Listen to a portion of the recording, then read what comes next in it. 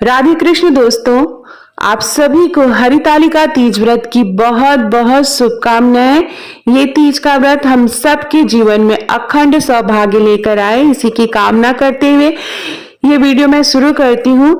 तो हरितालिका तीज व्रत पूजा के बाद हम चौकी कब हटाएंगे, श्रृंगार के सामान का क्या करेंगे, जो मूर्तियां हमने बनाई है उनका क्या करेंगे, फोटो फूल माला का क्या करेंगे, प्रसाद का क्या करेंगे, तो संपूर्ण जानकारी मैं आपको इस वीडियो में दूंगी।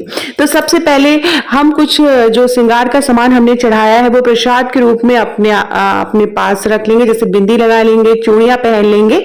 तो ये सुबह की पूजा करने के बाद करना है। सुबह सुबह उठ के भगवान की पूजा करनी है, आरती करनी है, उसके बाद सुहाग लेना रहता है। उसके बाद ये जो भी प्रसाद के रूप में सुहाग का सामान आप अपने पास रखेंगे।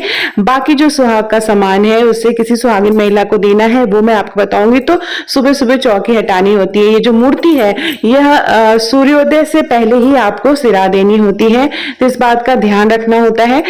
तो जब पूजा कर लेंगे, शाम को पूजा करेंगे, फिर इसी चौकी पे सुबह पूजा करेंगे, फिर हमें चौकी हटानी है। तुरंत से चौकी नहीं हटाते हैं और तुरंत से आपने जो भी श्रृंगार का सुहाग का सामान पहना है तुरंत से नहीं उतारते हैं, इस बात का हमें ध्यान रखना है। जो भी चूड़ियां बिंदी आपने श्रृंगार किया है उसे तुरंत से नहीं उतारना रहता है, इस बात का ध्यान रखना है। तो चौकी जैसा कि मैंने बताया, अगले दिन सुबह जब हम पारण करेंगे तो चौकी हटाएंगे। बहुत से जगह पे पारण करने की अलग अलग विधि है। बिहार में अलग विधि होती है, हमारे यूपी में चना निगला जाता है। चने के साथ ही हम जितने भाई होते उतना चना निगल के हम पानी पीते हैं, व्रत का पारण करते हैं। तो सबसे पहले देखिए एक एक करके हम सामान हटाएंगे।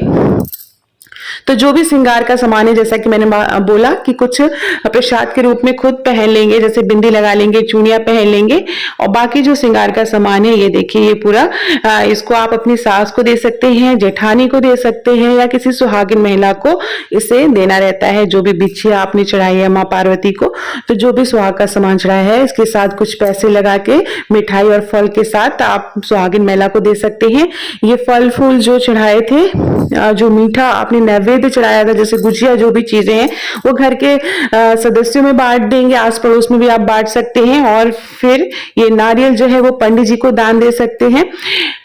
ये जो हमने मूर्ति बनाई थी, तो मूर्ति को हम इस तरह से ले लेंगे और मूर्ति को किसी साफ सुथरी जगह, जैसे मिट्टी की मूर्ति बनाई है तो आप चाहे तो एक कोई बर्तन ले लेंगे, पात्र ले लेंगे, उसमें पानी भर के उस पे मिट्टी की मूर्ति आप सिरा देंगे, या किसी गमले या क्यारी कहीं साफ सुथरी जगह आप एक गड्ढा खोद के वहां पे भी आप जो है मूर्तियों को, ये जो मिट्टी की मूर्तियां हैं उसको सिरा सकते हैं। ये जो फूल माला आपने चढ़ाए हैं, बेलपत्र, शनि के पत्र, जो भी चढ़ाया था, इन सभी को आप एक जगह कहीं पे आपने साफ सुथरे जगह पर, क्यारी में या गमले में, आप वहां पर उसको अच्छी तरह से रख देंगे।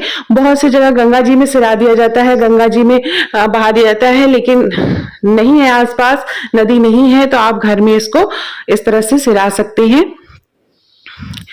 तो ये देखिए सारी चीजें एक एक करके, फूल माला, जो चावल था, कटोरी के ऊपर चावल है, आप चाहे तो चिड़िया को डाल सकते हैं, या जो पंडित जी के लिए सीधा निकालेंगे, व्रत के पारण के बाद सीधा निकाला जाता है पंडित जी को, तो उसमें आप ये चावल डाल सकते हैं। और भी प्रसाद के रूप में पंडित जी को इसमें से, जैसे केला सेब आपने चढ़ाया है वो भी प्रसाद के रूप में पंडित जी को आप दान करेंगे।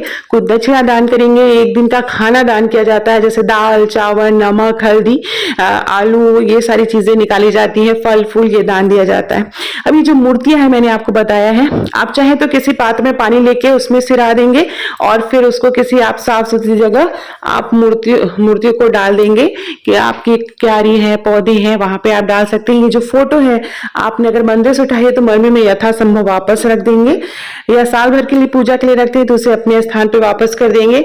जो भी सामान चौकी पे है उसे उठा लेंगे और उसको भी हम डालेंगे। फिर यहाँ पर हम इसको पवित्र करेंगे, इसको एक तरह से गंगा जल से, इस तरह से, और हाथ जोड़कर कहेंगे जो भी देवी देवता है वो अपने स्थान पर वापस चले जाए, और कोई भी भूल चूक हमसे पूजा में हुई है तो हमें क्षमा करिएगा, हमारा सौभाग्य अखंड रखिएगा, इसकी कामना करते हुए इसी तरह हमें चौकी हटानी है। इस पे जो लाल रंग का वस्त्र है आप चाहे तो इसे दान कर सकते हैं पंडित जी को। तो इस तरह से हमें चौकी हटानी है। इसके अलावा आपके पास कोई भी क्वेश्चन है तो आप कमेंट बॉक्स में पूछ सकते हैं, मैं जरूर आंसर करूंगी। एक बार फिर से आप सभी को हरितालिका तीज व्रत की बहुत बहुत शुभकामनाएं। वीडियो पसंद आए तो मेरे चैनल को प्लीज सब्सक्राइब कर लीजिएगा और कमेंट बॉक्स में राधे राधे, ओम नमः शिवाय, ओम पार्वती नमः जरूर लिखिएगा। तो इसी के साथ ये वीडियो एंड करती हूँ। बहुत बहुत धन्यवाद ये वीडियो देखने के लिए।